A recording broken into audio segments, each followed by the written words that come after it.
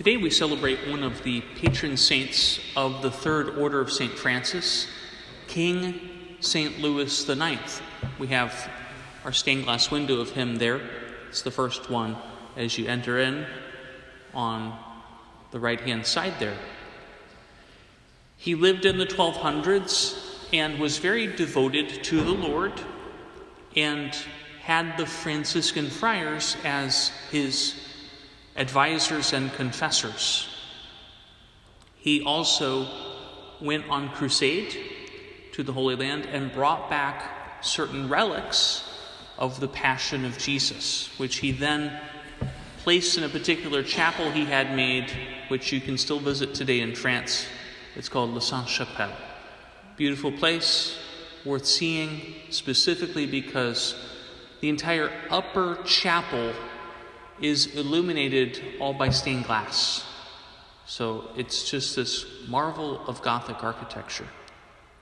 But St. Louis shows us something very important, and it is this, that even people in positions of power can become saints. Many times, of course, we hear the expression that power corrupts and absolute power corrupts absolutely. But do we find that in the gospel? Is that in the gospel? Is that in the scriptures? No. So why do we assume that if somebody has a particular position of power that they're going to necessarily become corrupted? Maybe it's because that's what we're used to. And yet the Lord reminds us again and again that what he has given to each and every single one of us, the particular nature of our call and our vocation, is enough that if we're faithful in these small matters, he's going to give us greater matters to be concerned about. And that's what we hear about in the gospel today. We want to make sure that it is very clear the small matters that the Lord has entrusted to us. The most precious of which, of course, is the gift of our holy baptism, by which we became, every single one of us, adopted sons and daughters of God the Father, members of Jesus Christ, members of his mystical body that is incorporated into Christ. It is because of our being united to Christ that we can call God our Father. And we are temples of the Holy Spirit.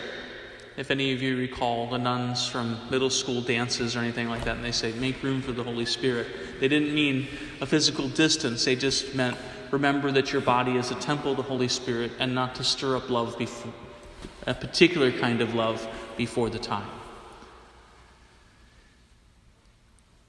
So we ask the Lord today, specifically, to help each and every single one of us to consider how it is that he is calling us in our small circumstances to make big differences. We heard in the first reading today from Isaiah specifically that God's not looking for people who are necessarily able to do great deeds of mortification like great fasting. But instead, he's looking for people who care. He's looking for people who are interested in the lot of others, who have hearts that are set on concern for the least. And that's what we heard.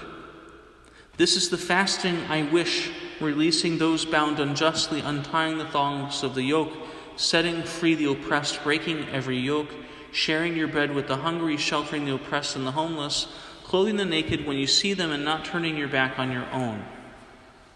Now, in some ways, this calls us to be active in our actions. But at the same time, we know quite clearly that any actions done without love are nothing. They're nothing, right? So the Lord, first and foremost, wants hearts that are interested in others, We don't necessarily have to be able to solve their problems, but the mere fact that we care about another person or about their lot or about what's going on with them is a very simple way that we can bring them some liberty from any oppression. Because one of the greatest things that people suffer from today, one of the greatest poverties, St. Mother Teresa of Calcutta said, the greatest poverty for us in the West is the loneliness, the lack of community, the lack of sharing, the lack of cohesion in our society. So the Lord is calling us today specifically to remember, no matter our vocation, we can become saints, whether we're the highest of kings or the lowest of peasants, or the greatest of ecclesiastics or the least of ecclesiastics, right? So that if we were to dismiss ourselves from the ability of becoming saints, we need to chuck that out the window because that's not Catholic faith. And if we think we have to do great, huge tasks, we can chuck that out the window because that's not Catholic faith either. Instead, God gives us some very practical, tangible, small ways to sow the kingdom simply by our loving concern.